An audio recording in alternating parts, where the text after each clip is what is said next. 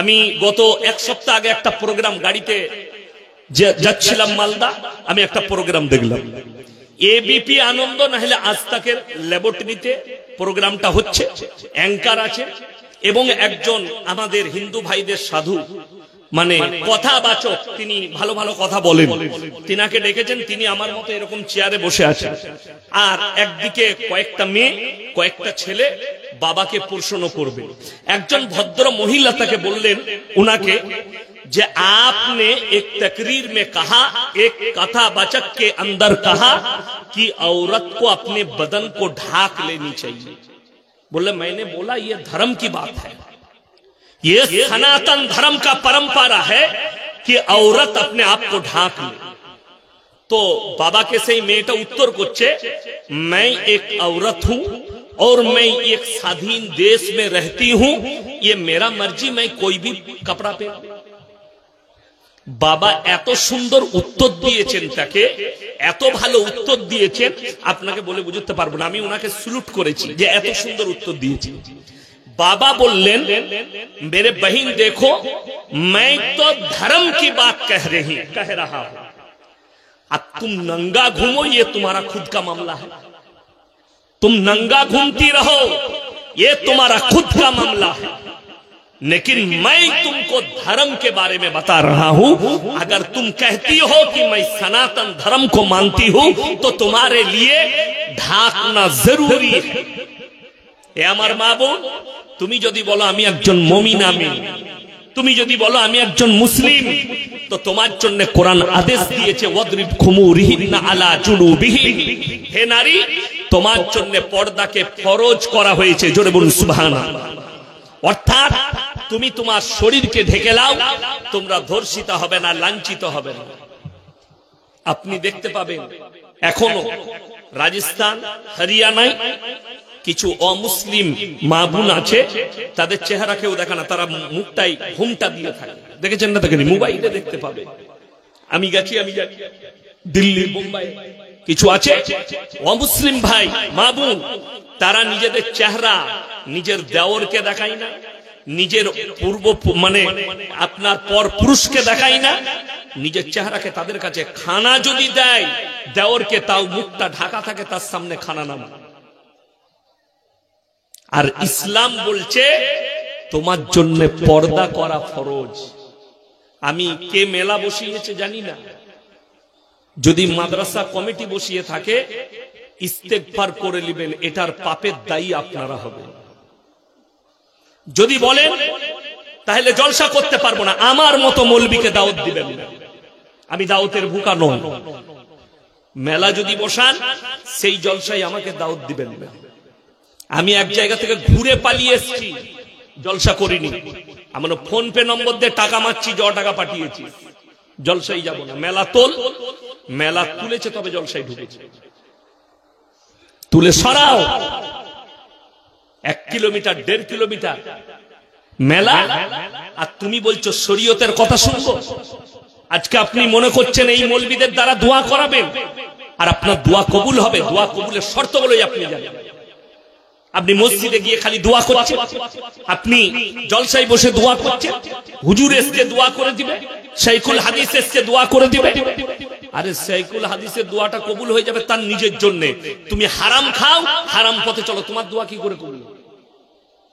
ওই জন্য শুনেলেন ইসলামের যে বুনিয়াদ রেখেছে আজকে মুসলমান ইসলাম বুঝতে পারে। ইসলাম মানে নামাজ, রোজা, দাড়ি, টুপি, হজ, যাকাত, কালমা, এটাই সীমিত নয়। ইসলাম হচ্ছে পরিপূর্ণ একটা জীবন ব্যবস্থার নাম, যে জীবন ব্যবস্থা মাথা থেকে পা পর্যন্ত রাসূল আকরাম সাল্লাল্লাহু আলাইহি সাল্লামের হাদিস এবং কোরআন এবং রাসূলের আদর্শ দিয়ে ভরা থাকে। এইটা হচ্ছে ইসলাম।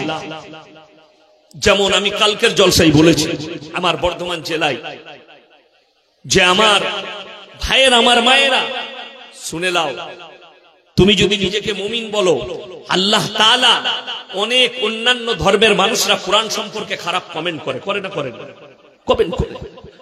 কোরআন খারাপ কিতাব, কোরআন জিহাদ শিখায়, তাদের জানাই নেই কোরআনে আল্লাহ রাব্বুল আলামিন বলেছেন, হে বিশ্বের মুসলমান, হে মুমিন ব্যক্তিরা, তোমরা কারু দেবদেবীকে, কারু ধর্মকে গালি দিও না। জোরে বলুন সুবহানাল্লাহ।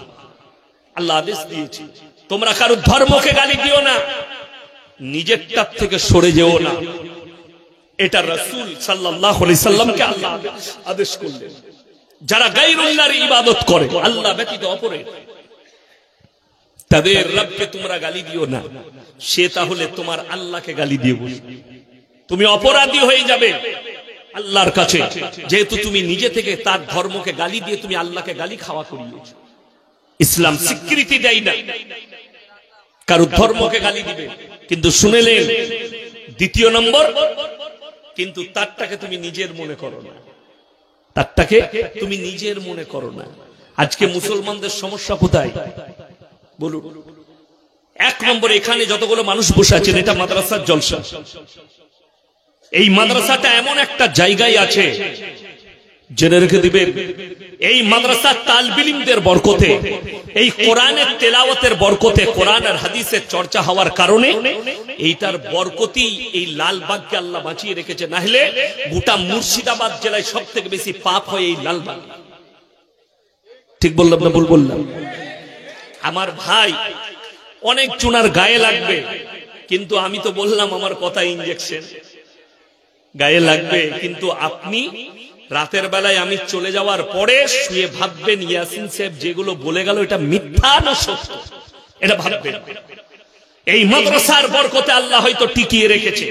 নাহলে শুনেলেন, যে জায়গায় জিনা বেশি হয়, যে জায়গায় অবাধে নারী পুরুষ মিলামিশা করে, আল্লাহ ওই জায়গাকে ধ্বংস করে দেয়। সব থেকে বেশি ভূমিকম্প কোথায় হয়? নেপালে। পৃথিবীর মধ্যে সব থেকে বেশি দেহ ব্যবসায়ী হচ্ছে নেপালি মেয়ে। আপনাদের জানা নাই? কলকাতায় নয়, ভারতে যতগুলো দেহ ব্যবসার আড্ডাখানা আছে, ওখানে 80% নেপালি মেয়ে আছে। তারা দেহর ব্যবসা করে। অনেকজনা মনে মনে বলবে, সালা হুজুর গেছে নাকি? তাই তাই বড় কষ্ট লাগে, দুঃখ লাগে। আমরা তথ্য জোগাড় করি, কোথায় কি চলছে, সমাজ কোথায় ধ্বংস হচ্ছে। সুনামি হয় দীঘাতে, সুনামি হয় পুরীতে, অথচ ওই এলাকাগুলো ধ্বংস হয়ে যাচ্ছে, দোকান পাট উড়ে যাচ্ছে, তার পাশে বিঘের পর বিঘে জমি কিছুই হয় না। তার কারণ জানে? ওই জায়গাগুলো জিনার আড্ডাখানা। জিনা হয় যেখানে আল্লাহর ইবাদত কমে যায়, যেখানে আল্লাহ আল্লাহ রসুলের আদর্শ কমে যায়, আল্লাহ জায়গাগুলোকে ধ্বংস করে দেয়। ওই জন্য আমার মুসলমান ভাই, প্রত্যেকটা মুসলমান জানে এই লালবাগ থানার যে প্রত্যেকটা মুসলমান নরনারীর জন্য ফরজ হচ্ছে দ্বীনি শিক্ষা অর্জন করা। জানেন না? জানেন না? এ কথা বলে না, জানেন না? ফরজ। অথচ আপনি সমীক্ষা করুন, 85% মুসলমানের কাছে দ্বীনি শিক্ষা নেই। ঠিক বললাম না? এটার কারণেই তো বেঈমান কাফেররা আপনার চারিদিকে জাল বিছিয়ে আপনাকে ঘিরে ফেলেছে। আপনি আর বেরোতে পারছেন না বেঈমান কাফেরের জাল থেকে। আপনার সন্তানের দ্বীনি শিক্ষা নাই। আজকে মুসলমানের কাছে হারাম হালালের বিচার নেই। যদি হারাম হালালের বিচার থাকতো, আমাদের দেশে যদি কোরআনের আদর্শ থাকতো, মানুষ যদি কোরআনের সাথে সম্পর্ক রাখতো, মানুষ যদি হাদিসের সাথে সম্পর্ক রাখতো, মানুষের সম্পর্ক যদি রাসূল আকরাম সাল্লাল্লাহু আলাইহি সাল্লামের আদর্শের সঙ্গে হতো, মুসলমান কখনো লালবাগে লটারি বিক্রি করতো না। কথাটা বুঝতে পেরেছেন? মুসলমান লটারি বেচছে, লটারি কিনছে। আপনি বলুন, লটারির টিকিট হারাম না হালাল? যদি হালাল হতো, আমরা মৌলবীদের বেতন সব থেকে কম। ঠিক বললাম না ভুল বললাম? কাদের বেতন কম? ইমামদের, মৌলবীদের। আমরা সব থেকে প্রথমে লটারি কাটতাম। কিন্তু লটারি হারাম এটা জানার পরেও যে ব্যক্তি লটারি কাটে, যদি বলেন কেন হারাম, সকলে বলুন ভাগ্যের মালিক কে? আরো জোরে বলুন কে? যদি ভাগ্যের মালিক আল্লাহ হয়, যারা জ্যোতিষীকে হাত দেখায়, গণককারকে হাত দেখায়, তাদের ঈমান ধ্বংস হয়ে যাবে, তাদেরকে কালিমা পড়ে মুসলমান হতে হবে। কেন? যাকে হাত দেখাচ্ছেন ভবিষ্যৎবাণী করার জন্য, সে নিজেই জানে না সে হারামখোর মরবে কবে। ঠিক বললাম না ভুল বললাম? হ্যাঁ, আমাদের মায়েদের দুর্বলতা বেশি, ছেলে না হলেই এরা হুজুর খুঁজে বেড়ায় কোন হুজুরের তাবিজে ছেলে হবে। ঠিক বললাম? কোন হুজুর তাবিজ দিলে ছেলে হবে। আর এরকম হুজুর আমাদের দেশে আছে, কলকাতায় পাবেন। ছেলে হচ্ছে না, বলছে আমার তাবিজে বেটা ছেলে হবে। আর খোঁজ নিয়ে দেখুন সে হারাম করে একটা বেটা। তাবিজে বেটা হলে পঞ্চায়েত গুলো কাদের দখলে হতো? হুজুরদের দখলে। ইসলামে কটা বিয়ে করা যায় যাচ্ছে? 4টা। আমরা মৌলবীরা 4টা বউ রাখতাম, আর বছরে একটা করে বউকে তাবিজ দিতাম। আর 10 বছরে 4 দশে কটা ছেলে? 40টা। 10 বছর পরে কটা লাঠি আমার? 40টা লাঠি। পঞ্চায়েত আর কেউ পাবে মৌলবী ছাড়া? তো আপনাদেরকে বোকা ভেবেছেন আপনারা? হাই রে মুসলমান, বলছে তাবিজ টাঙ্গি দে বেটা ছেলে হবে। আচ্ছা, ডাক্তারে এই লালবাগে মেডিকেল কলেজ আছে না? নয়, বহরমপুরে আছে। আচ্ছা, ওষুধটা ডাক্তার কারো বাচ্চা হচ্ছে না, ডাক্তারের কাছে যাই, স্যার আমার 3 বছর বিয়ে হলো, বাচ্চা হচ্ছে না, একটু চিকিৎসা করুন। ডাক্তারে কি বলে? ওষুধটা নিয়ে গিয়ে তোর বইয়ের হাতে টেঙে দিবি। কথা বলে না?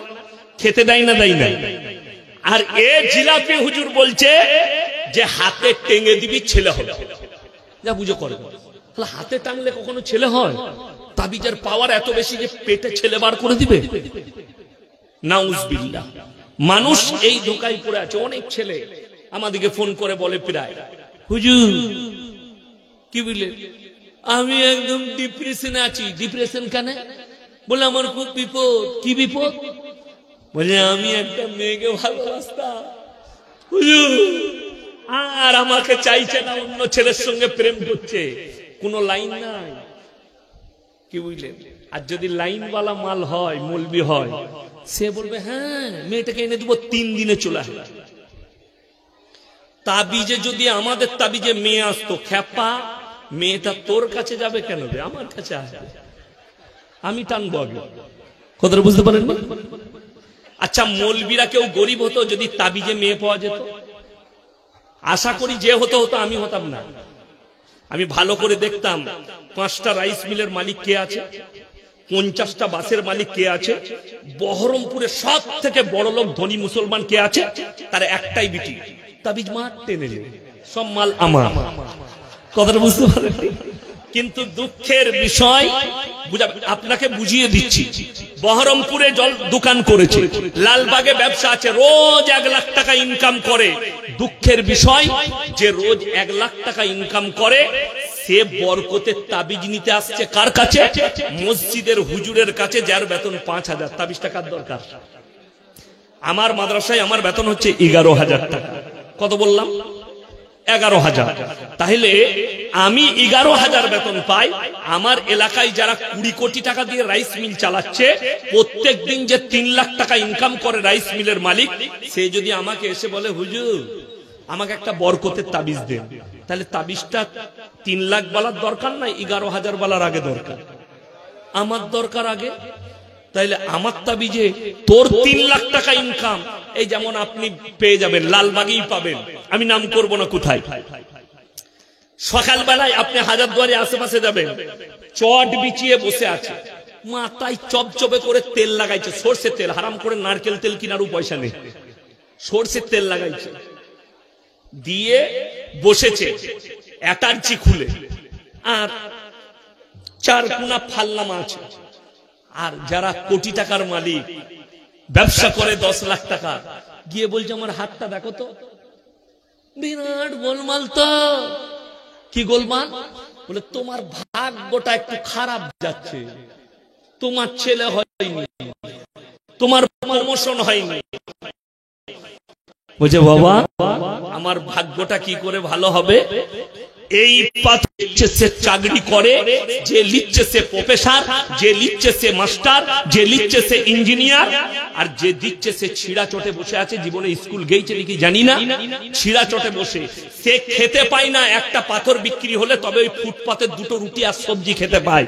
আর যে দিচ্ছে সে ডাইনিং টেবিলে চামচে খাবার খায়, দামি প্লেটে খায়, দামি খাবার খায়। দুঃখটা হচ্ছে একবারও তাকে বলতে পারছে না এই ভাগ্যের আংটির পাথরটা তোর গলায় বাঁধ, নাইলে হাতে লে, কাল থেকে মমতা খালার পাশে থাকবি। তুই কেন ছিঁড়া চটে বসে? যে লোকের ভাগ্য পরিবর্তন করবে সে ছিঁড়া চটে বসে থাকবে।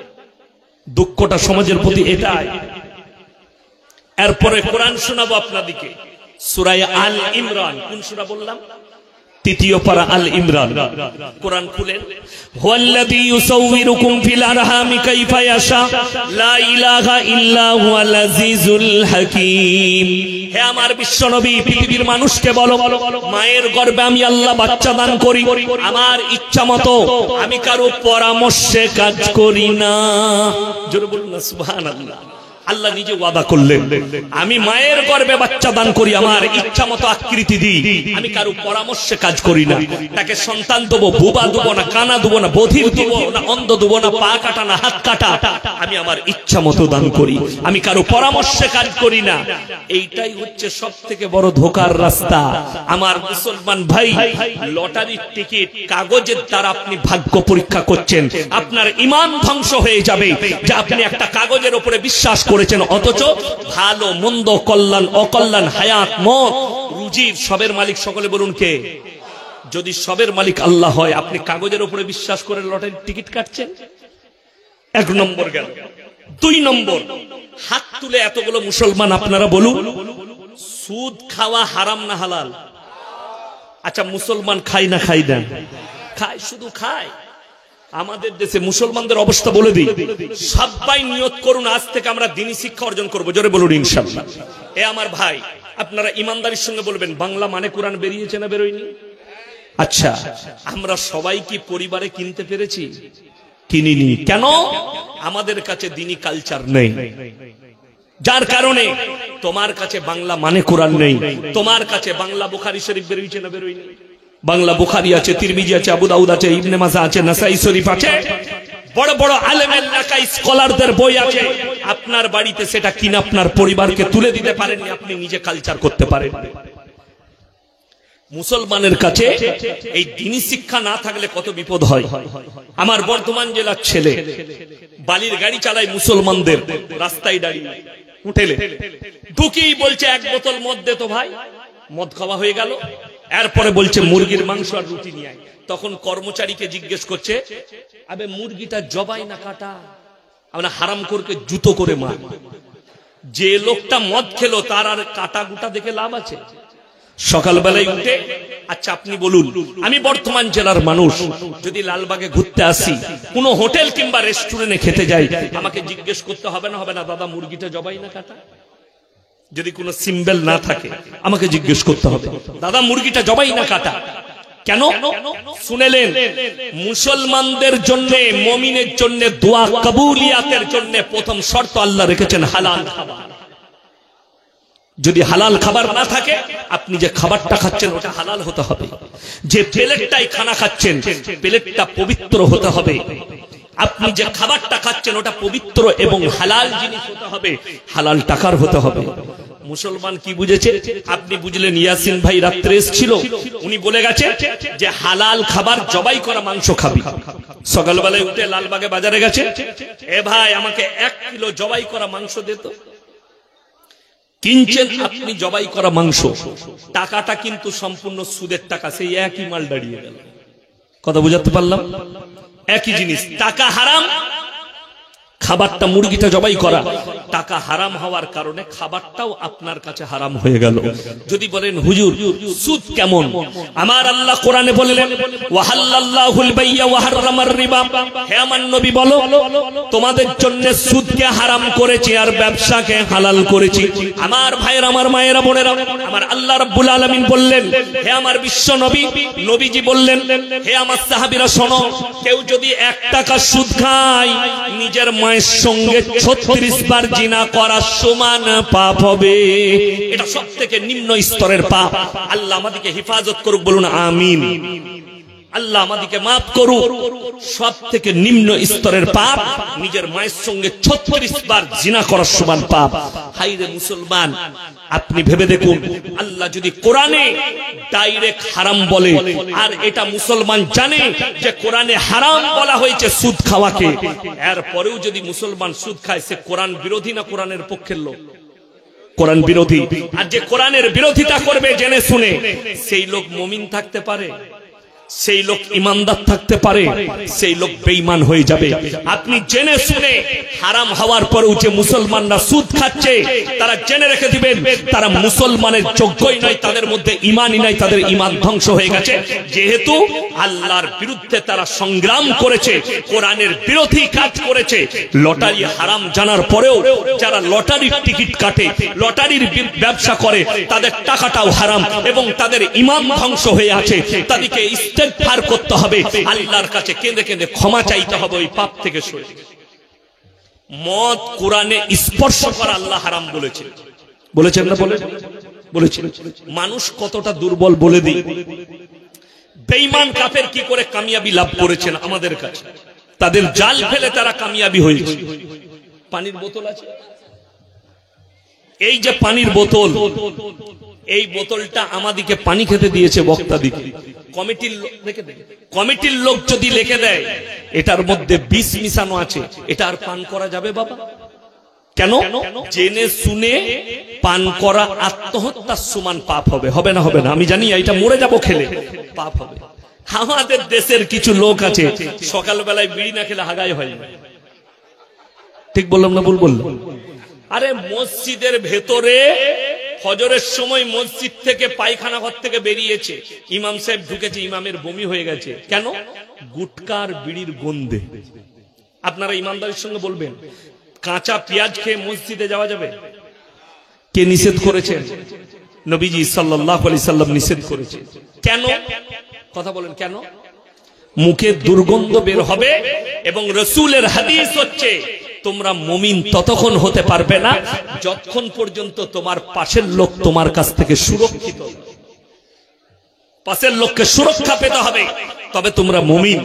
এরপরে ইমানদারির সঙ্গে বলুন, আপনি কাঁচা পেঁয়াজ খেয়ে গেলে পাশের লোক যে নামাজে দাঁড়াবে সে কষ্ট পাবে, নবীজি নিষেধ করলেন।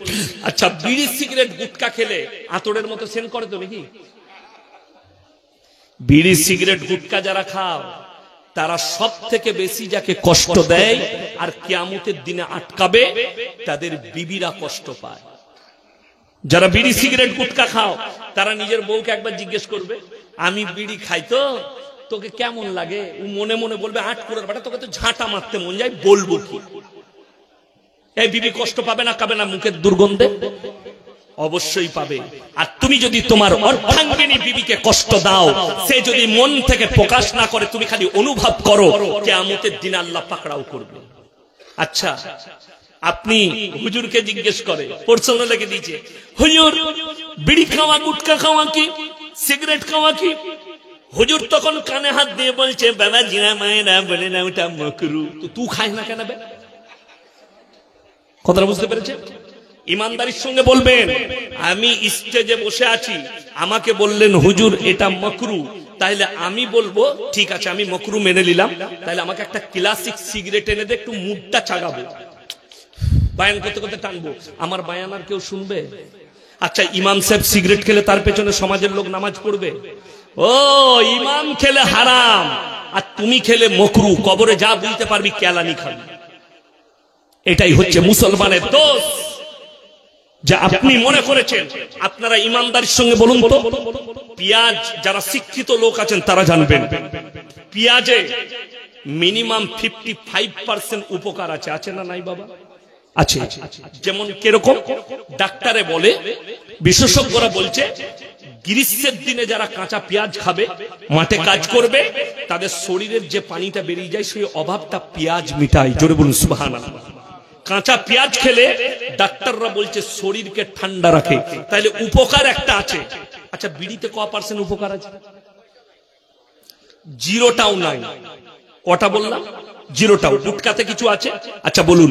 আমি যেমন বললাম, পানির বোতলে যদি লেখা থাকে বিষ মিশানো আছে, এটা যদি খাওয়া না যায়, ইমানদারির সঙ্গে বলুন, বিড়ির প্যাকেটে, সিগারেটের প্যাকেটে, গুটকার প্যাকেটে লেখা আছে ক্যান্সারের কারণ, হানিকারক, লেখা আছে না নাই? আপনি জেনে শুনে নিজের প্রাণের হানি করছেন, আপনি আল্লাহর কাছে হিসেব দিতে পারবেন না। আপনার এই আল্লাহ দেয়া নিয়ামতটা শরীরে আপনি হিসেব দিতে পারবেন না। সবাই হারাম জিনিস থেকে নিজেদেরকে হেফাজত করবো। জোরে বলুন ইনশাআল্লাহ। মদ স্পর্শ করা হারাম, এরপরে যে মদ খাবে সে কোরআন বিরোধী, আল্লাহ বিরোধী কাজ করলো, এটা মাথায় রাখবে। ওই জন্য মুসলমান, তোমরা যদি খালি ইমানের উপরে টিকে যাও, একটা আয়াতের উপরে মুসলমান যদি বিশ্বাস আনে, প্রত্যেকটা মুসলমান মুমিন হয়ে যাবে। সেটা হচ্ছে যালিকাল কিতাবুল লা রাইবা ফি, এই কোরআনের মধ্যে বিন্দু মাত্র সন্দেহ নেই। পরের আয়াতে আল্লাহ বললেন হুদাল লিল মুত্তাকিন, যারা মুত্তাকি হবে, যারা ঈমানদার হবে, তাদের জন্য আমার কোরআনে উপদেশে ভরা আছে। জোরে বলুন সুবহানাল্লাহ। আপনি কিন্তু উপদেশ নিয়েছেন শয়তানের, আপনি উপদেশ নিয়েছেন বেঈমান কাফেরের। আজকে আপনাকে আমি দেখিয়ে দেবো। কালকে আমি বর্ধমানে জলসা করেছি, রাত্রি 9:30 গাড়ি ছেড়ে রাত্রি 12টায় ঢুকেছি হাওড়ায়, 12টায় চেপেছি, 2টোই ছেড়েছি, বাড়ি এসেছি ভোর 4:30টায় বাড়ি। ফজরের সময় নামাজ পড়ে একটু শুলাম। আমার ভাই ঘুম থেকে উঠি শুনলাম আব্বাজির শরীর খারাপ। কাল রাত থেকে কালকে রাত্রি 20 মিনিটের বেশি বলতে পারেননি, বমি এবং পায়খানা। নাহলে উনিও আজকে উপস্থিত হতেন। শরীর খুবই অসুস্থ। অনেকে মনে করবেন কমিটির লোক দাওয়াত দেয়নি, কিন্তু বাস্তব আমি থেকে আমার সামনে ইনারা কষ্ট করে গিয়ে দাওয়াত দিয়েছিলেন।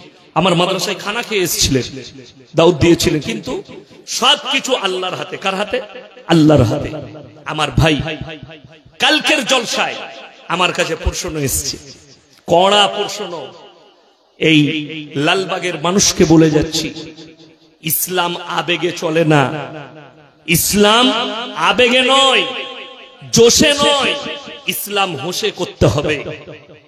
আমি কালকে বলেছি, কালকে আমার কাছে প্রশ্ন এসেছে, আমি আপনি এক কোন জলসাই বলেছেন যে 12ই রবিউল আউয়াল নবীজি সাল্লাল্লাহু আলাইহি সাল্লাম যেদিনে এলেন, সেই দিনে যারা জুলুস বার করে ঝান্ডা নিয়ে, এই জুলুস বার করা হারাম।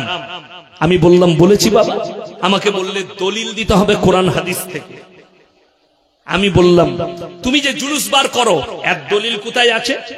বলছে আমি তো রাসূলের মহব্বতে বার করি, রাসূলের মহব্বতে। আচ্ছা, রাসূলকে সবাই মহব্বত করবে? জোরে বলুন ইনশাআল্লাহ। আচ্ছা, আল্লাহকে মহব্বত করবেন না করবেন না? জোরে বলুন ইনশাআল্লাহ। সেই ছেলেকে জিজ্ঞেস করলাম, হে আমার বাবাজি, তুমি বলছো রাসূলের মহব্বতে আমি জুলুস বার করি, তো তুমি আল্লাহকে ভালোবাসো না বাসো না? বলে ভালোবাসি। আমরা এশার নামাজ ক রাকাত পড়েছো? বললে হুজুর 4 রাকাত। আমি কাল থেকে 6 রাকাত পড়বি। কেন? আমি হ্যাঁ, আল্লাহর মহব্বতে 6 রাকাত পড়বি। আচ্ছা, নামাজ পড়া কি গুনার কাজ? কিন্তু আমি তাকে বললাম 6 রাকাত। আমাকে বলল যে হুজুর দলিল কোথায় আছে 6 রাকাত যে পড়বো? আমি যে এখানে এসছি, আমি যদি বলি যে জায়গায় জলসা করছে এটা আমার বাপের, দলিল কে দিবে? কথা বলে না? আমি। আর আমি যদি বলি আমার বাপের লয়, এরকম দলিল তোমরা একটা দেখাও, তা আমাকে কোথায় পাঠাবেন? পাগলখানায় ভরবেন না ভরবেন না? যে হুজুরের মাথাটা চলে গেছে। বড় কষ্ট লাগে।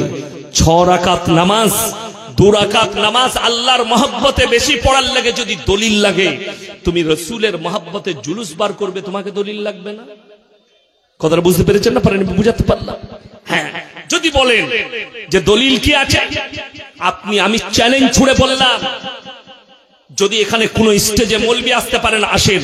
বুখারী, তিরমিজি, আবু দাউদ, ইবনে মাজাহ, নাসাই শরীফ কোন একটা জাল হাদিস বার করে দেখিয়ে দেন, আল্লাহ রাসূল চলে যাওয়ার পরে হযরত আবু বকর সিদ্দিক রাদিয়াল্লাহু তাআলা আনহু, হযরত উমর ফারুক রাদিয়াল্লাহু তাআলা আনহু, হযরত আলী রাদিয়াল্লাহু তাআলা আনহু, হযরত আপনার উসমানে গনি রাদিয়াল্লাহু তাআলা আনহু, এই 4 জন খলিফা নিজের জীবন দশায় নবীজি চলে যাওয়ার পরে একটা জিন্দেগিতে 1টা বছর জুলুস বার করেছিল। আমি আর সমাজের মুখে জীবনে বক্তব্য দেবো না, এখান থেকেই বাড়ি ফিরে আর আমার জলসা শুনতে পাবেন না। একটা যদি খালি জাল হাদিস দেখাতে পারে কোন মৌলবি নেই, অথচ আপনি বলছেন আমি রাসূলের মহব্বতে করব। আচ্ছা, তুমি বলতে পারো, আপনারা ইমানদারির সঙ্গে বলুন, সাহাবীদের থেকে বেশি মহব্বত রাসূলকে পৃথিবীর কেউ করতে পারে? কারুর দ্বারা হতে পারে? হতে পারে না। তাইলে তুমি বলছো যে আমি বেশি মহব্বত করি, ওই জন্য জুলুস বার করব। শুনেলেন, দুঃখ লাগে মানুষের আকীদা শুনেলে। আপনার ঘরের পাশে হাজারদুয়ারি আছে, এটা নাই? আমি একবার জলসা করেছিলাম ওই মালদার দিকে, তারপরের দিনে আমার এই দমকলের কাছে জলসা ছিল। তো আমি এই আপনার লালগোলা হয়ে এসেছি, ওমরপুর থেকে, জঙ্গিপুর থেকে ঢুকে আমি ড্রাইভারকে বললাম সময় অনেক আছে, তা এখানে একবার ঢুকো। সেই দিনে আমার দাওয়াত ছিল খুনিয়া পুকুরে জুনিয়র চাচার বাড়িতে খানা খাবার, তো ওইখানে গিয়ে খানা খাবো। তো আমি বললাম একবার ঘুরে নি। তো আমার ড্রাইভার ঢুকলো। আমি মধ্যখানে দেখবেন একটা এক গম্বুজওয়ালা ওই তোপের পাশে আছে, আমি ওখানে বসলাম, গেটটা সোজাসুজি। তো কিছু বাইরের লোক এলো, মানে বাইরের লোক, অমুসলিম ভাই, তারা, তাদের সঙ্গে মুসলিম আছে। এই আপনাদের এখানে অনেকগুলো গাইড আছে, গাইড নাই? তারা দেখিয়ে দেয় এখানে নবাব নামাজ পড়তো, এখানে নবাব খেত, এখানে নবাব হাঁটতো, সব দেখিয়ে বেড়ায়। তো যাই হোক, সে দেখাচ্ছে। তো সে নিয়ে এসে দরজাটা একটা মেয়ে ছেলে চাবি খুললো, ভদ্র মহিলা চাবিটা খুললো। আর যে গাইড আছে সে বলছে, ভেতরে দেখলাম একটা ঢিপির মতো করা আছে মাটির, তার উপর একটা কলমা লেখার চাদর, এক কোণে হযরত আলী, এক কোণে হোসেন, এক কোণে হাসান, এক কোণে ফাতেমা, মধ্যখানে লা ইলাহা ইল্লাল্লাহ মুহাম্মাদুর রাসূলুল্লাহ। সবথেকে আশ্চর্যের বিষয়, তার মধ্যখানে একটা ত্রিশূল গাঁথা আছে, যে ত্রিশূলটা শিব ঠাকুরের হাতে থাকে, নাউজুবিল্লাহ বলেন, ওটা গাঁথা আছে।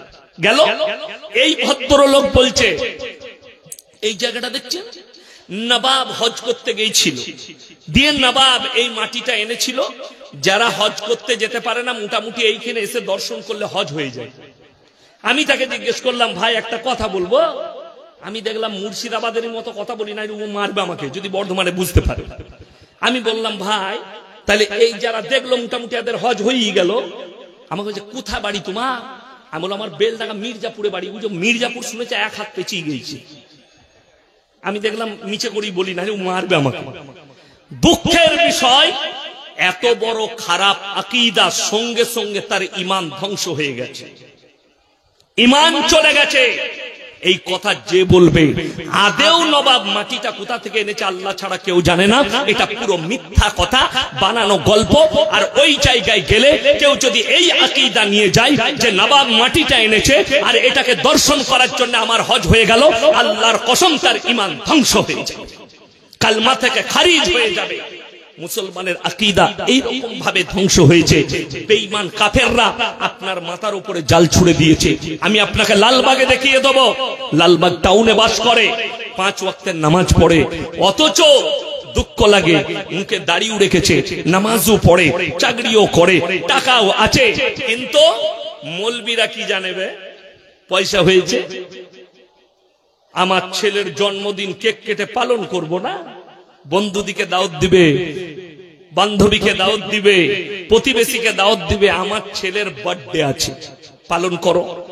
ইসলামে যদি বার্থডে পালন করা জায়েজ হতো, আমরা মৌলবীরা করতাম না? করতাম না।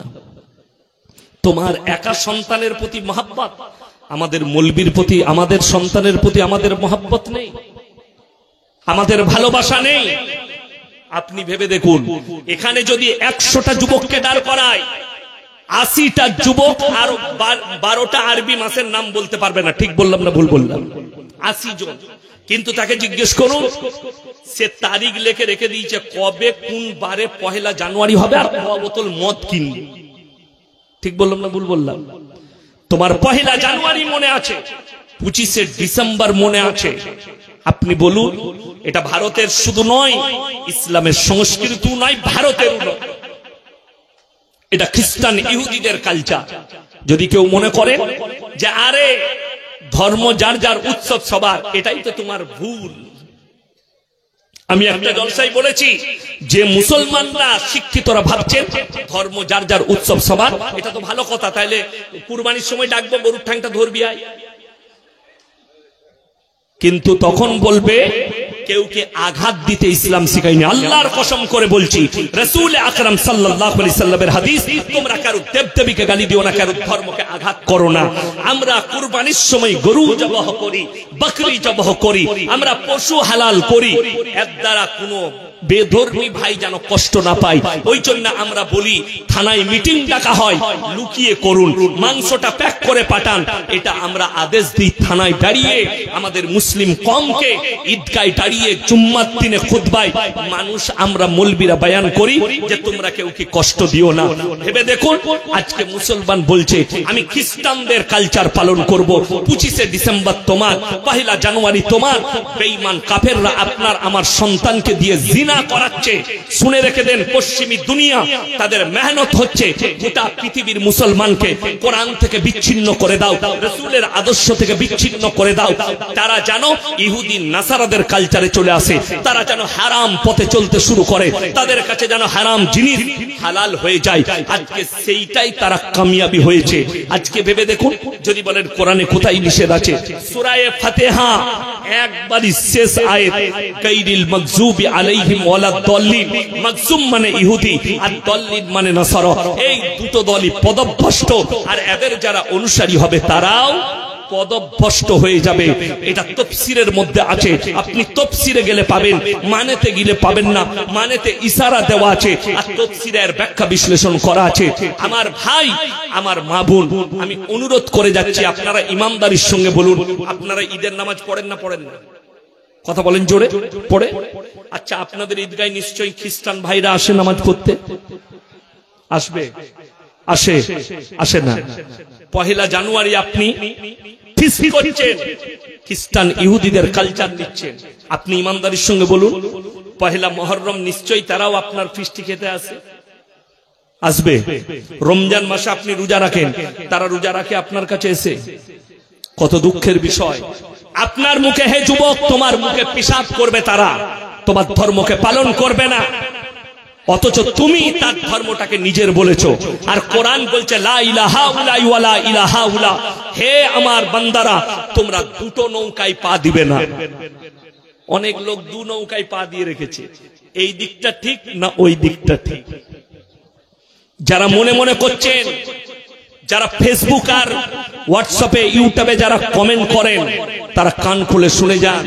যারা মনে করছেন এই মৌলবীরা ভারতের একটাকে নষ্ট করছে, তারা গুমরাহির মধ্যে আছে, তারা পদভ্রষ্ট হয়ে আছে। না, যদি সম্প্রীতি শিখতে চাও, নেতা মন্ত্রীদের কাছে নয়, আমাদের মতো কোরআন হাদিস কালচারকারীর কাছে শিখো, রাসূলের আদর্শের কাছে শিখো। আল্লাহর হাবিব সাল্লাল্লাহু আলাইহি সাল্লামের হাদিস তোমরা দেখো না, তোমার বাড়ির পাশে কে বসবাস করছে, সে হিন্দু হোক, দলিত হোক, আদিবাসী হোক, খ্রিস্টান হোক, সে যদি ক্ষুধার্ত হয় খাবার দাও, বস্ত্রহীন হলে বস্ত্র দাও, বিপদে পড়লে পাশে দাঁড়াও। বলুন সুবহানাল্লাহ। এইটা ছিল রাসূলের সম্প্রীতি, এটাই হচ্ছে অরিজিনাল সম্প্রীতি। তোমরা দেখো না তোমার বাড়ির পাশে কোন জাতের লোক বাস করছে, সে বিপদে পড়েছে, তার পাশে দাঁড়াও। সে বিপদগ্রস্ত, বস্ত্রহীন, তার কাছে কাপড় নেই, আল্লাহ তোমাকে দিয়েছে, তাকে একটা আগে কাপড়টা তাকে দান করো, তার গায়ে চাদর দিয়ে দাও। রাসূলের হাদিস শুনেলেন, কোন অমুসলিম ভাই, কোন আমার হিন্দু ভাই, দলিত ভাই, আদিবাসী ভাই আমার জলসা শোনার জন্য যদি এখানে কান পাতেন কিংবা এসে থাকেন, তাকে আমি ওয়েলকাম জানাবো, স্বাগত জানাবো। আমার রাসূলের হাদিসটা শুনে যান। আল্লাহর নবী সাল্লাল্লাহু আলাইহি সাল্লাম, সাহাবীরা সাথে আছেন, রাস্তা দিয়ে পেরিয়ে যাচ্ছেন। একজন মহিলা, সে হচ্ছে মুশরিকের বিটি, হাতেম তায়ের বিটি, তার মাথায় কাপড় নেই, তার শরীর ঢাকা নেই। রাসূল আকরাম সাল্লাল্লাহু আলাইহি সাল্লাম নিজের মাথার পাগড়িটা খুললেন আর হাতেম তায়ের বিটির মাথা থেকে গা ঢেকে দিলেন। আল্লাহর নবী সাহাবীরা বললেন, ইয়া রাসূলুল্লাহ, এটা মুশরিকের বিটি। আল্লাহর নবী ধমক দিলেন, হে আমার সাহাবীরা শোনো, আমি আল্লাহর নবী মেয়েদের মাথা ঢাকতে এসেছি, গা ঢাকতে এসেছি, খুলতে আসিনি। জোরে বলুন সুবহানাল্লাহ। নবীজি ধর্ম দেখেননি, নবীজি তার শরীরকে ঢেকেছেন, যে আমি নারীকে ইজ্জত দিতে এসেছি, নারীর শরীর ঢাকতে এসেছি। অবাক হবেন, আল্লাহ নবী সাল্লাল্লাহু আলাইহি সাল্লামের উপরে তহমত লাগানো। কিসের তহমত? নবীজি সাল্লাল্লাহু আলাইহি সাল্লাম 11টা বিবাহ করেছেন। জোরে বলুন সুবহানাল্লাহ। তার মধ্যে 10টা বিধবাকে বিয়ে করেছেন। বিবাহ কজন বললাম? 10 জন। যদি কোনো অমুসলিম ভাই আমার বয়ান শুনে থাকেন, শুনে যান, আপনি আপনার ধর্ম সম্পর্কে একটু কালচার করুন। আমি যতটা শুনেছি, আমি যতটা জেনেছি, অমুসলিম ভাইদের একটা প্রথা ছিল, সেটার নাম সতী দাহ প্রথা।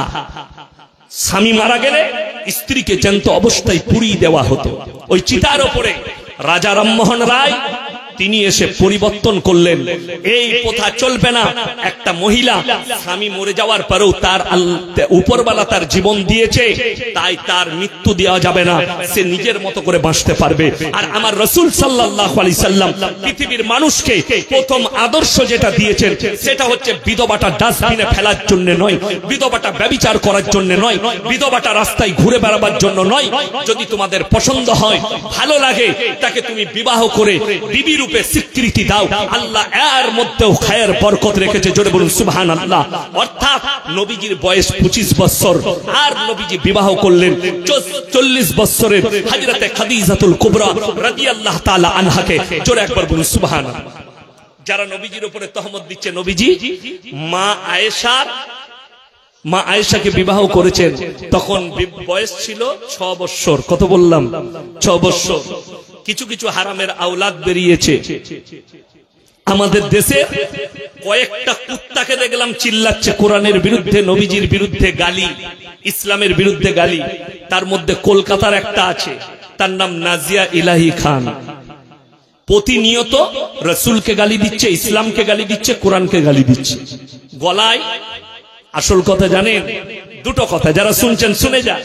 नाजिया इलाही खान, अगर तेरे पास तक मेरा आवाज पहुंचता है तो कान खुलकर सुन ले, कुत्ता 2 टाइम भौंकता है। कुकुर दुटो समय चिल्लाई, एक तो जब पागल हो जाता है तब कुत्ता चिल्लाना शुरू करता है, दूसरा उसका मालिक जब पीछे खड़ा होता है तब भी चिल्लाता है। अपनी दिल्ली बोम्बाई किंबा दामी दामी शहरे जान, सकाल बेलाय गंगार धारे जान, अनेक बड़ लोकरा देखबेन कुकुर धरे निये जाय, जाय ना जाय ना, बड़ लोकरा बेल्ट लागानो आछे कुकुर, ओई मालिक काছে থাকার কারণে দেখবেন লোক দেখলি ওই যে মালিক আছে। তো এই কুত্তাগুলো এরকম আমি দেখলাম। নাজিয়া ইলাহি খান, तेरे गले में जो पट्टा पहनाया है तेरे मालिक ने, इसीलिए तो भौंक रही है, या तो तू पागल हो चुकी है, अच्छा से इलाज करा। এরপর বলে দি, আল্লাহ নবী 6 বছরের মা আয়েশাকে বিবাহ করার জন্য যদি অপরাধী হয়, আমি আপনাদেরকে নাম করে দলিল দিয়ে দিচ্ছি, আমার কাছে প্রুফ এনেছি আমি আজকে, যে আল্লাহ নবীর উপরে যারা তহমত দিচ্ছে যে নবীজি সাল্লাল্লাহু আলাইহি ওয়াসাল্লাম তিনি বিবাহ করেছেন 6 বছর বয়সে, মা আয়েশাকে সংসার করেছেন 9 বছর বয়সে। ঈশ্বরচন্দ্র বিদ্যাসাগর খুব দামি লোক, নাম শুনেছেন না শুনেননি? বর্ণ পরিচয় লিখেছেন, আমাদের কাছে শ্রদ্ধের, স্নেহের, সম্মানী ব্যক্তি। তিনি বিবাহ করেছেন, তিনার স্ত্রীর বয়স তখন ছিল মাত্র 8 বছর। নবীজি সংসার করতে শুরু করেছেন ক বছরে বললাম? 9 বছরে। রবীন্দ্রনাথ ঠাকুর তিনি তিনার স্ত্রীকে বিবাহ করেছেন, তখন বয়স ছিল মাত্র 11 বছর। কত বললাম? 11 বছর। বঙ্কিমচন্দ্র চট্টোপাধ্যায় তিনি যখন তিনার স্ত্রীকে বিয়ে করেছেন তার বয়স ছিল মাত্র 5 বছর। কত বললাম? 5 বছর। দেবেন্দ্রনাথ ঠাকুর তিনার স্ত্রীর বয়স ছিল 6 বছর যখন তিনি বিবাহ করেছেন। শিবনাথ শাস্ত্রী যখন বিয়ে করেছেন তিনার স্ত্রীর বয়স ছিল মাত্র 10 বছর। রাজনারায়ণ বসু তিনি যখন বিবাহ করেছেন তিনার স্ত্রীর বয়স ছিল 11 বছর। যতীন্দ্রনাথ ঠাকুর তিনি যখন বিয়ে করেছেন তিনার স্ত্রীর বয়স ছিল 8 বছর। সতেন্দ্রনাথ ঠাকুর যখন তিনি বিয়ে করেছেন তিনার স্ত্রীর বয়স ছিল 7 বছর। অথচ এই কুত্তাগুলো রাস্তায় যারা নবীজিকে গালি দিচ্ছে, তোদের হিম্মত থাকলে এদিকে একবার গালি দিয়ে দেখা, একবার গালি দিয়ে দেখা। অথচ আমরা বলে যাচ্ছি, যতগুলো নাম করলাম ইনারা এক একজন মনীষী, ইনারা যে বিবাহ করেছেন অন্যায় করেন, সেই সম্পর্কে তিনারা জানবেন কেন বিবাহ করেছিলেন। আর যারা বলছে ये कुत्ते लोग जो भौंक रहा है, उनको कह रहा हूं अपने बाप दादा का इतिहास उठाकर देख ले, तेरे दादाजी ने कितने साल उम्र में तेरे दादी को निकाह किया था, तेरे बाप ने तेरे मां को कितने साल में निकाह किया था। আজকে বড় কষ্ট লাগে মুসলমানদের উপরে তহমত দেয়া হচ্ছে যে মুসলমানরা 7টা 8টা করে বাচ্চা নেয়। আরে খোঁজ নাও, আমাদের যোগীজি তারা 7টা ভাই, মুজিবজি তারা 6টা ভাই, আর দোষ কার? ইয়াসিনের। কষ্টটা ওই জায়গায় বড় কষ্ট লাগে। আমি বললাম কি, कुत्ता दो टाइम भोगता है, एक जब उसका मालिक पीछे खड़ा होता है और दूसरे उस टाइम भोगता है जब वो पागल हो जाता है। যারা স্বপ্ন দেখছে কোরআনকে মিটানোর, ইসলামকে মিটানোর, আসামের মুখ্যমন্ত্রীকে আমি সম্মান করি, যেহেতু তিনি একজন মুখ্যমন্ত্রী, রিসপেক্ট করি, হিমন্ত বিশ্ব শর্মাজি। তিনি একটা বক্তব্যে বলেছেন, ইসলাম মিট जाना चाहिए, मैं चाहता हूं इस्लाम करुणे की तरह मिट जाइए, मिटा देना चाहिए इस्लाम को। मेरे दोस्त, आप सीएम हैं, सोच समझकर बात कीजिए, या तो आप इतिहास नहीं पढ़े। फिरौन आया था मूसा को मिटाने, खुद मिट गए। नमरूद आया था इब्राहिम को जलाने, खुद खत्म हो गए। और আপনারা মনে করছেন এই কটা কুত্তা নবীজির বিরুদ্ধে চিল্লাচ্ছে দিল্লি, বোম্বাই আর উত্তর প্রদেশে দাঁড়িয়ে, আর ইসলাম আর কোরআন মিটে যাবে? তাহলে কোরআনের প্রতি আপনার আস্থা নেই। ওই জন্য বলছি কোরআনের শিক্ষা অর্জন করুন, বাংলা মানে কোরআন কিনুন, আপনার ঈমান মজবুত হবে, আপনার দ্বীন মজবুত হবে, আপনার আল্লাহর প্রতি বিশ্বাস আর আস্থা বেড়ে যাবে। আমার আল্লাহ ওয়াদা করেছেন, ফালান তাজিদ লিসুন্নাতিল্লাহি তাবদীলা। কিয়ামতের সকাল পর্যন্ত গোটা পৃথিবীর শক্তি যদি একদিকে দাঁড়িয়ে যায়, আমার কোরআনের একটা জের জবরকে পরিবর্তন করার ক্ষমতা পৃথিবীর কোনো শক্তির নাই। জোরে একবার বলুন সুবহানাল্লাহ। শুধু তাই নয়, আপনারা মনে করছেন আজকে এই কুত্তাগুলো গালি দিচ্ছে? যেদিন থেকে নবীজি মক্কায় মেহনত শুরু করেছেন, এরপরে কোরআন শোনাবো। রাসূল আকরাম সাল্লাল্লাহু আলাইহি সাল্লাম কাবা ঘরের ভেতরে কোরআন পড়ছেন। কোথায় বললাম? কোথায়? কাবা ঘরের ভেতরে। বেঈমান কাফেররা বাইরে তাবলীগ করছে। কিসের তাবলীগ? ওয়াকালাল্লাযীনা কাফারু লা তাসমাউ লিহাযাল কুরআন ওয়ালগাউ ফীহি লাআল্লাকুম তাগলিবুন। হে আমার নবী, বেঈমান কাফেররা তোমার বিরুদ্ধে বাইরে তাবলীগ শুরু করেছে। কিসের? নবী যে কোরআন আবৃত্তি করে, সে কোরআন তোমরা শ্রবণ করো না, হাত তালি মারবে আর কানেতে আঙ্গুল দেবে। আল্লাহর কসম করে বলছি, ইসলামকে রুখতে পারেনি পৃথিবীতে আজকে 250 কোটি মুসলমান। জোরে বলুন সুবহানাল্লাহ। চলুন, ইসলাম এত খারাপ, এত খারাপ, মৃত্যুর পূর্বে মাইকেল জ্যাকসনের মতো পৃথিবী বিখ্যাত ড্যান্সার কলমা পড়ে মুসলমান হয়েছে। জোরে বলুন সুবহানাল্লাহ।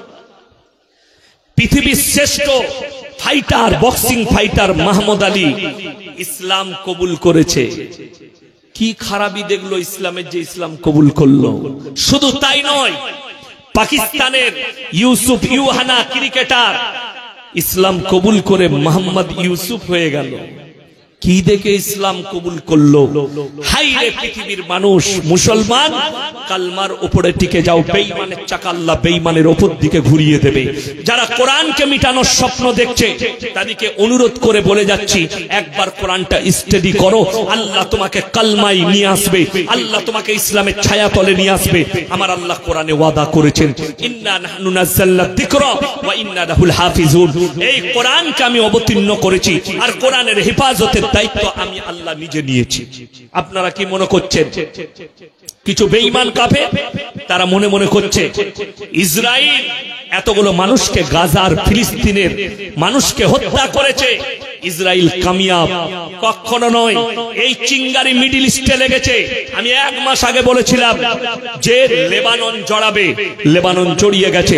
আমি ইরান জড়ানোর 1 সপ্তাহ আগে বলেছিলাম খুব তাড়াতাড়ি ইরান যুদ্ধে জড়াবে, ইরান জড়িয়ে গেছে, সিরিয়া জড়াচ্ছে, এরপরে পৃথিবীর গোটা মিডল ইস্ট একসাথে যুদ্ধে জড়াবে। শুনে রেখে দেন, যারা এই স্বপ্ন দেখেছেন রাসূলের হাদিস সম্পর্কে, আজকে প্রত্যেকটা মুসলমান বলুন আমরা রাসূলকে মহব্বত করি। জোরে বলুন ইনশাআল্লাহ। 10টা মুসলমানকে আমি চ্যালেঞ্জ ছুড়ে গেলাম এই লালবাগে, এই মুর্শিদাবাদ ডিস্ট্রিক্টে একটা দেখিয়ে দাও গোটা ভারতবর্ষে কোন মুসলিম পাড়ায়, কোন মুসলিম যুবক, কোন মুসলিম ব্যক্তি, কোন আমার হিন্দু ভাই দলিত ভাইকে আটকিয়ে বলেছে যে আল্লাহু আকবার নারায়ে তাকবীর বল, না হলে মারবো। যদি কেউ প্রুফ দেখাতে পারে আমি আর সমাজের বুকে বক্তব্য দেব না, একটা পাবেন না। আর আপনাকে আমি 100-র উপরে প্রুফ দেখিয়ে দেব রাস্তাঘাটে একা পেয়েছে, কলার ধরে বলেছে জয় শ্রীরাম বল, জয় শ্রীরাম বলে মানুষকে হত্যা করা হয়েছে। আরে তোমাদিকে দেখে শ্রীরামজিও লজ্জা পাবে।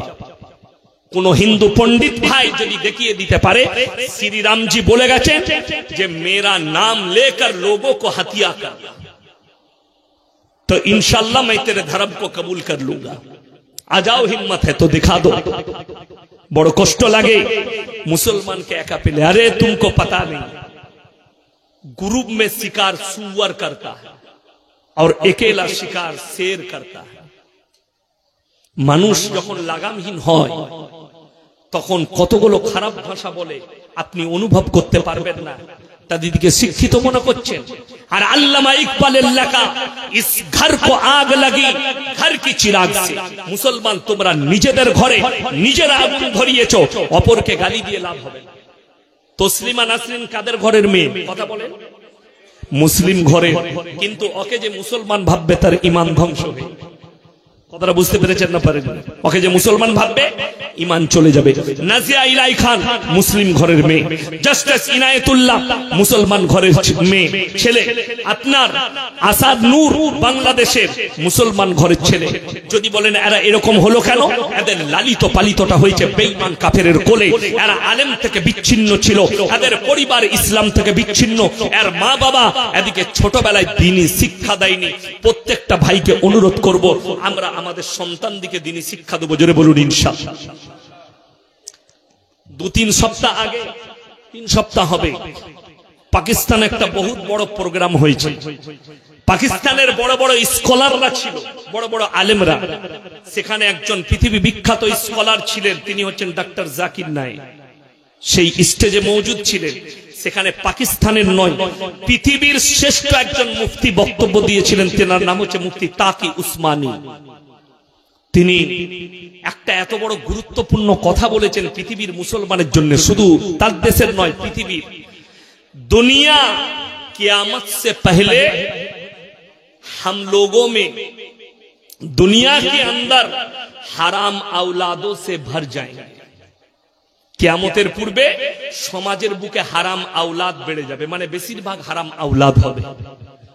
এটা প্রমোট পাবে কি করে, প্রমোট হবে কি করে, তার ব্যাখ্যা বিশ্লেষণ করেছেন। প্রত্যেকটা স্কলার এটা সাপোর্ট করেছেন। তিনি ব্যাখ্যা করে বুঝিয়ে দিয়েছেন কিভাবে এগুলো আমাদের সমাজে প্রতিষ্ঠিত হবে, হারাম আওলাদ গুলো কিভাবে প্রমোট হবে আপনি অনুভব করতে পারবেন। আজকে আমি বর্ধমান জেলা থেকে জলসা করতে এসেছি। আমাকে যদি জিজ্ঞেস করেন হুজুর আপনার পরিচয় কি, আমি আমার বাবার নাম লুবো না মায়ের বাবা? বাবার নাম। আমি যদি আপনাদিকে কেউ কি জিজ্ঞেস করি হে আমার বাপ, হে আমার বাবাজি আপনার নাম কি, বলে অমুক। আপনার পরিচয় কি, সে বাপের নাম বলবে না মায়ের, বাবার নাম। যদি বাবা মারা যায় তাও বলবে আমি মৃত অমুকের ছেলে, বলবে না? বলবে না। ভেবে দেখুন আল্লাহ তাআলা ইনসানের মানুষের পরিচয় ঘটিয়েছেন কার দ্বারা? বাপের দ্বারা। জোরে একবার বলুন সুবহানাল্লাহ। বাপের দ্বারা। বিসমিল্লাহ, আলহামদুলিল্লাহ। আল্লাহ ইনসানের পরিচয় ঘটিয়েছেন বাপের দ্বারা। আপনাদের এখানে ছাগল আছে না নাই? গরু আছে না নাই? আচ্ছা আপনি বলুন, গায়ের বাচ্চা হলে ষাঁড়ের বাচ্চা বলেন না? গায়ে গায়ের। ছাগলের ছানা হলে পাঁঠার ছানা বলেন না? ছাগলের ছাগলের। কেন? আল্লাহ জানোয়ারের পরিচয় দিয়েছে মায়ের দ্বারা। পৃথিবী বিখ্যাত একজন ইমাম, ইমাম আবু হানিফা রাহিমাহুল্লাহর কাছে একদল মহিলা হাজির। হে যুগের ইমাম, আপনি একটা প্রশ্নের উত্তর দেন। কি প্রশ্ন? একটা পুরুষ ইসলামে 4টা বিয়ে করতে পাবে।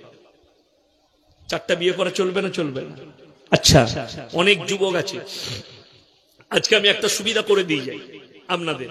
আচ্ছা, আপনি যদি দ্বিতীয় বিবাহ করতে চান, আপনারা বলবেন স্ত্রীর কাছে অনুমতি লাগবে না? লাগবে না বাবা? লাগবে। যারা বলছেন লাগবে তারা ভুল বলছেন। স্ত্রীর অনুমতির প্রয়োজন নাই দ্বিতীয় বিয়ে করতে গেলে। এখন লালবাগের যে মারা শুনছে জলসা, তারা বলবে আচ্ছা 8 পুরো মৌলবি এনেছে তো এরা।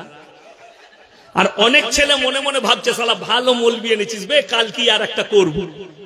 মানে যেটা বাজারে রাখা আছে আই লাভ ইউ বল, ওটাকে। তুমিও মার খাবে আমিও মার খাবো। কথাটা বুঝতে পারেননি? বাধাটা বিবির কাছে নেই। ইসলামী শরীয়তে বাধাটা কোথায় আল্লাহ দিয়েছেন শুনে নাও। যদি তোমাদের মনে মনে হয় দুটো বিবিকে সমান চোখে দেখতে পারবো না, তো তোমার জন্য একটাই বিবি যথেষ্ট। কথাটা বুঝাতে পারলাম? কারোর দুটো বউ আছে, আমি তো জানি না। যেমন আমাদের আসামের মুখ্যমন্ত্রী বলছে মুসলমান 4 শাদিয়া করতে, 4 বিবিয়া রাখতে। কটা বউ তোমার? একটাই। আমারও একটা।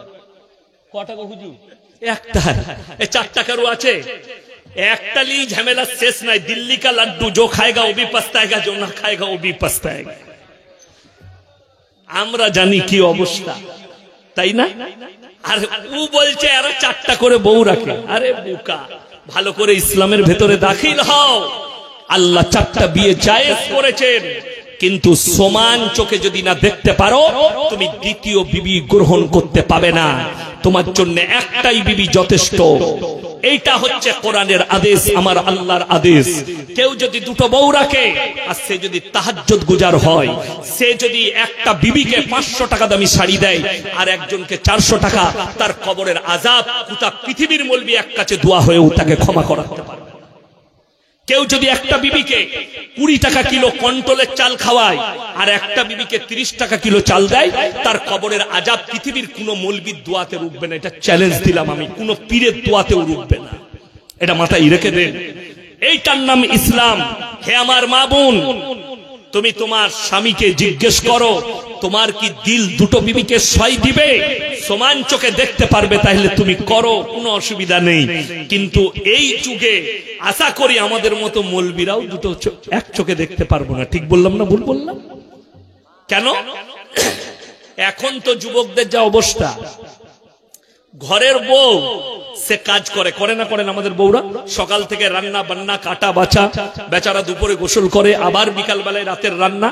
তো এই যখন ঘরে আসে, বউ একটু ধরলেন মুখে হাতে পানি দেয়নি, কাজ করছে, এর কোনো অ্যালার্জি নাই বইয়ের প্রতি।